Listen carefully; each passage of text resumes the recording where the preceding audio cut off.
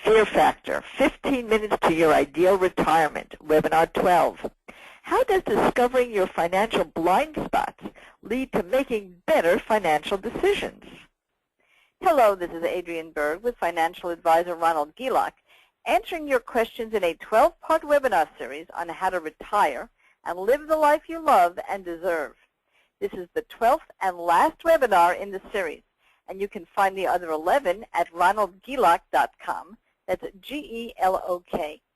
In the preceding webinar, we discussed how overcoming fear and making smart decisions in your money life spills over to all of your retirement decisions. In this webinar, we go further and ask, how does discovering your financial blind spots lead to making better financial decisions? Ron, thanks for being with us. Oh, it's a pleasure to be here, Adrienne.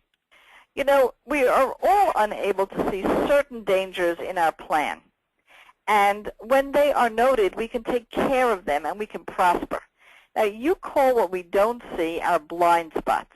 Can you highlight some of those that really come up over and over again with your clients? Yeah, I'd be delighted to, but I just want to refresh everybody's recollection what a blind spot actually is. Let's say you're driving down the highway or freeway and you go to change lanes. And so you glance in your rear view mirror, you glance in your side view mirror, your turn signal's on, you start easing over, and all of a sudden somebody is leaning on the horn at you, and you scoot back to your lane as quick as you can, but meanwhile your chest is pounding and you get an adrenaline rush, right? Because you go, oh my gosh, I didn't even see that guy. He was in my blind spot. Well, you know, not seeing somebody in a blind spot can result in a devastating automobile accident, and the same is true with one's finances. If there's blind spots that we're ignoring or we're blind to, there can be devastating financial consequences. So we view our role as to not only advise clients and inform them on things that they bring up to us, but to kind of point out the blind spots that they may be overlooking or not considering. Now, you know, you are known as a tax-free living strategist, so I'm pretty sure that taxes are one of those blind spots. Can you illuminate some notes on that from the clients that you've been taking care of over these many years? Yeah. There's several areas of what we call tax blind spots, and you know, if you think about it, another analogy to use with this blinding idea is if you were in a blizzard, you could have blinding whiteout conditions, and you could just not see what lies ahead. So I'll give you an example. A lot of us are lulled into a false sense of security when it comes to estate taxes, because we know that a few years ago we came dangerously close to having the federal estate tax threshold drop to $1 million, with anything over $1 million taxed at a 55% rate. That was scheduled to go into effect January 1st of 2013. Well, that didn't happen at the last minute. The end result of the fiscal cliff negotiations is the politicians decided upon a $5 million federal estate tax threshold, and they index that for inflation. Now, is that going to be permanent? Well, who knows? The politicians have changed the federal estate tax threshold 12 times in the last 15 years. But the blind spot that a lot of people are ignoring or forgetting about is that many, many states, New York, New Jersey included, have state estate taxes to contend with. So anything over $675,000 in New Jersey is subject to state estate taxes when it passes to the next generation. So this is one example of a blind spot. And for married couples, for example, it can be fairly easily corrected just by doing a tax-planned will that could include, for example, a marital trust for the benefit of the surviving spouse, and that trust, in effect, gets its own estate tax exemption.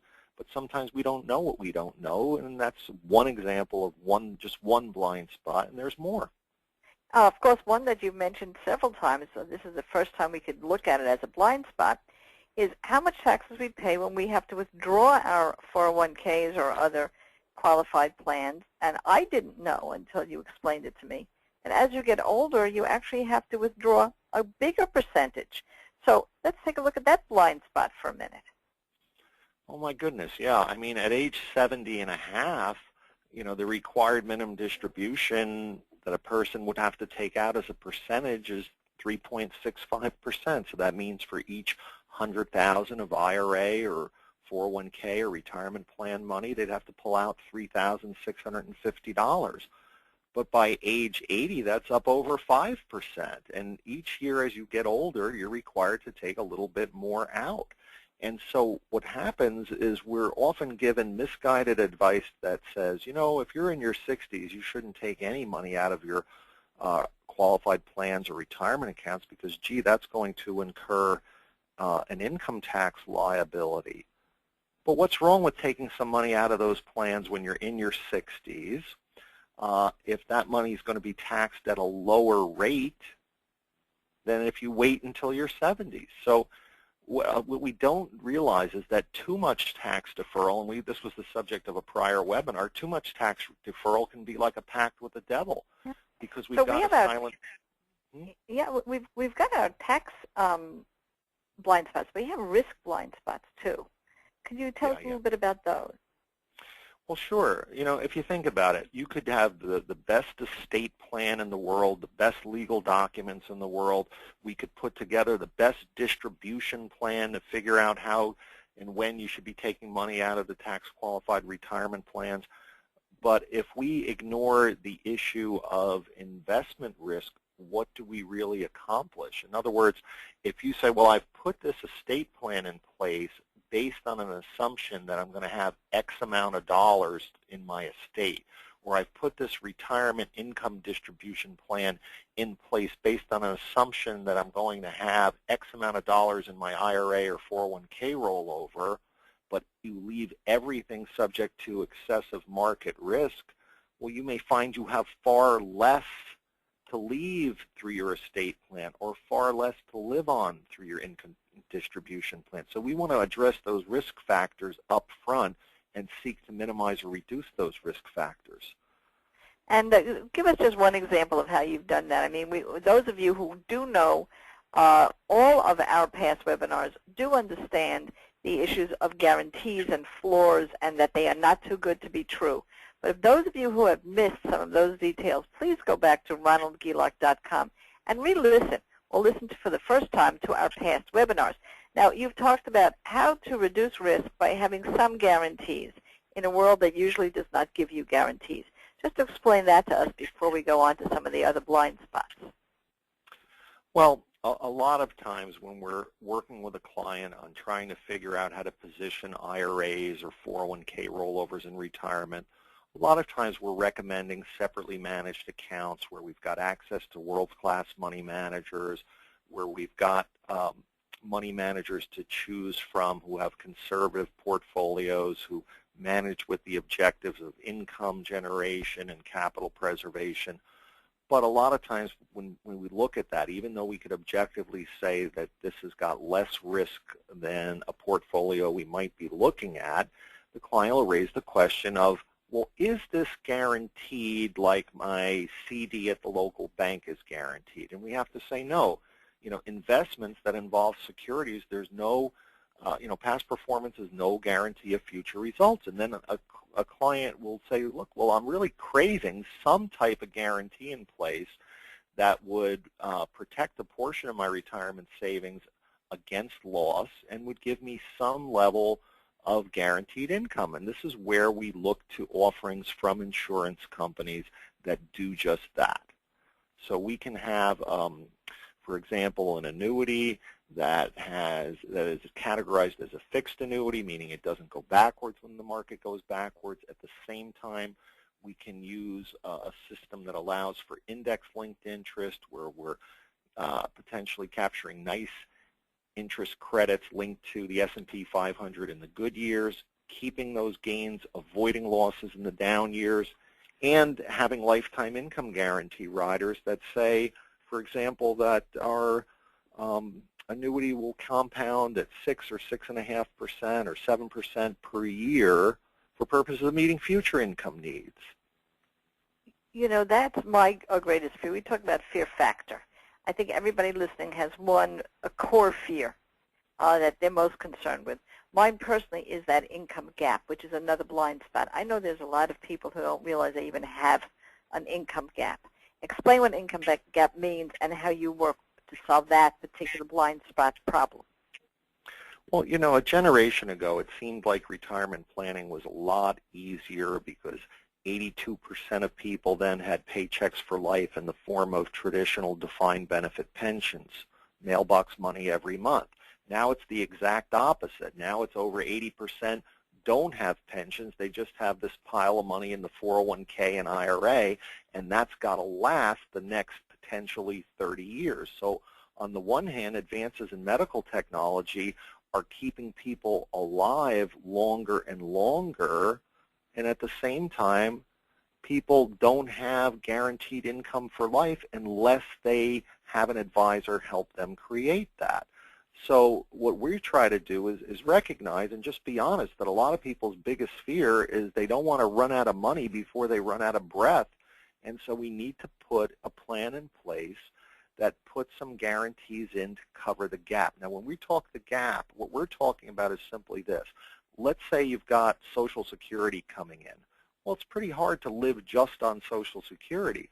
So if we look at what your expenses are and what your expenses are likely to be in the future, and we put together a plan that's going to cover the gap between what those expenses are and what's coming from Social Security, now we're solving a big, big problem for you.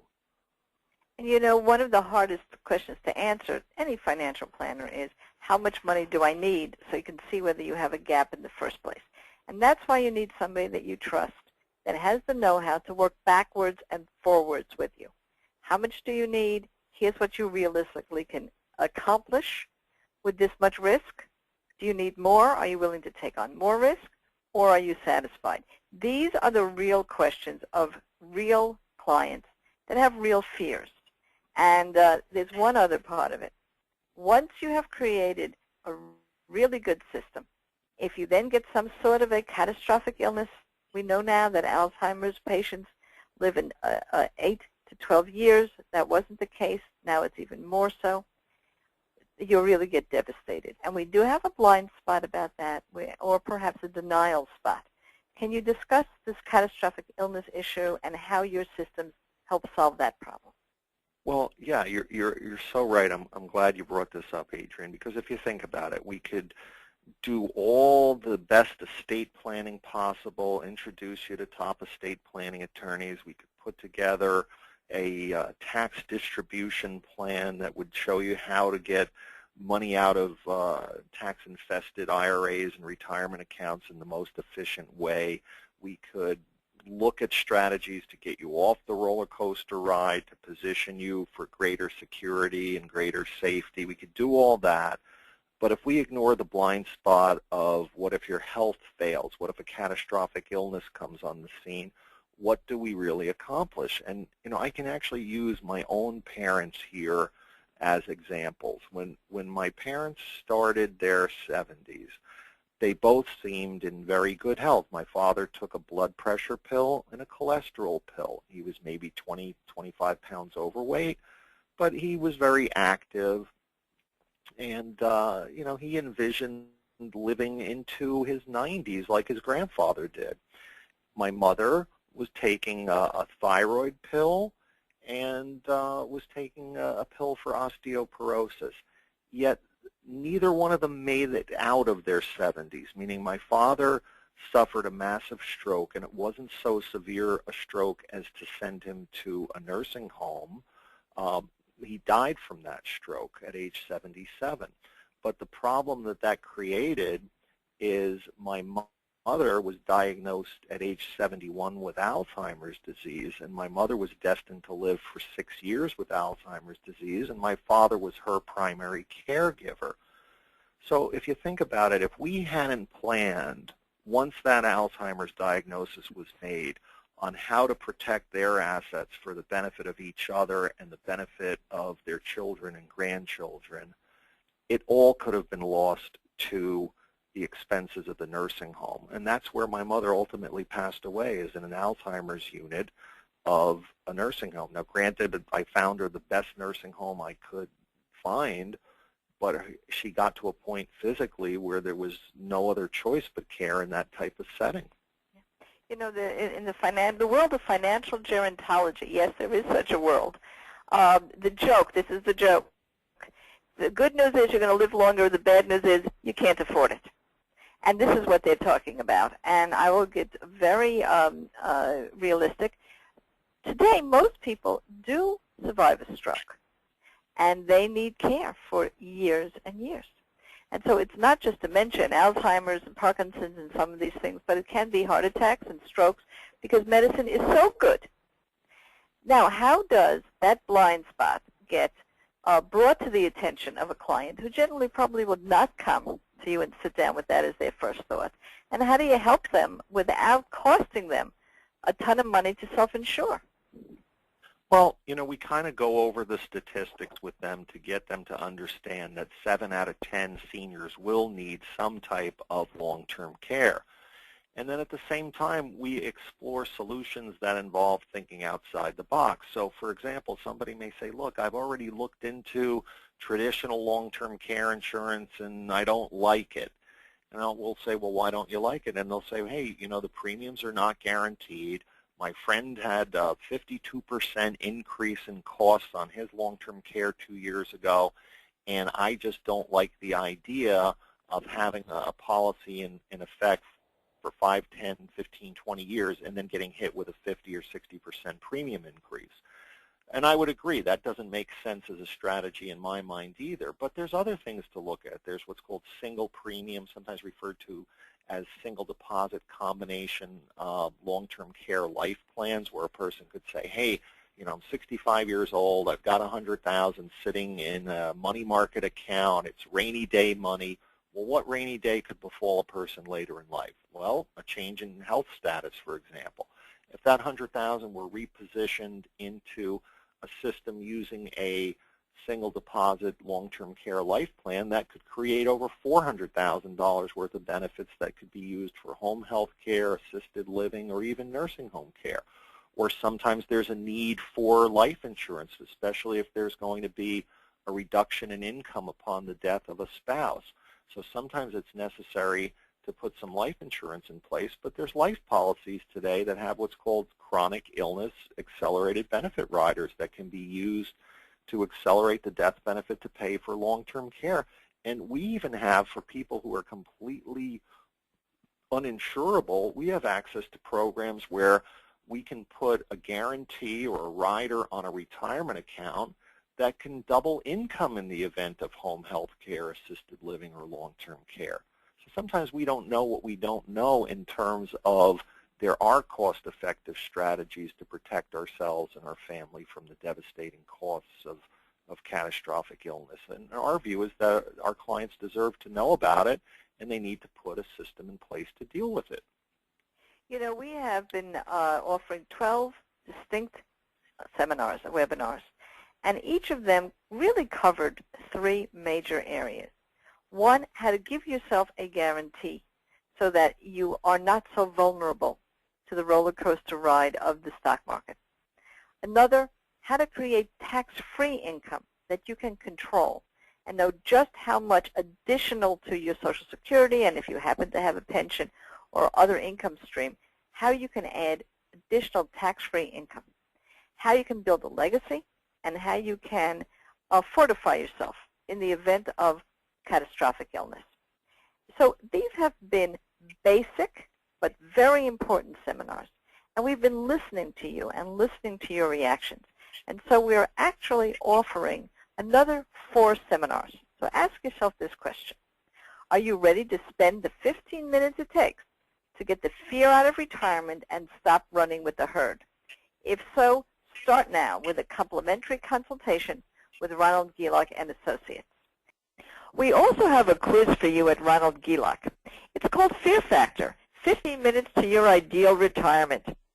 What you'll discover is what are the false evidence that you believe that's affecting your retirement. Let's see through some true and false questions where your retirement belief system really is. I assure you it's going to be a real eye-opener. And you'll find that at ronaldgielach.com. but you'll also be able to register for our next shorter series of webinars. And they came from the questions that you asked the most. You will discover, if you're sick and tired of the roller coaster ride, the principle of wealth preservation. In another webinar, how to recover after a loss. In a third webinar, how to create those tax-free income strategies. And finally, for those of us who did not get started very early in life, how to make up for lost time. And you will be able to register for those webinars, register for your free consultation, and take your quiz, all at ronaldgelok, GELOK.com. So it's been a wonderful ride, Ron. Thank you so much for being with us. Oh, it's been a pleasure, Adrienne. Thank you.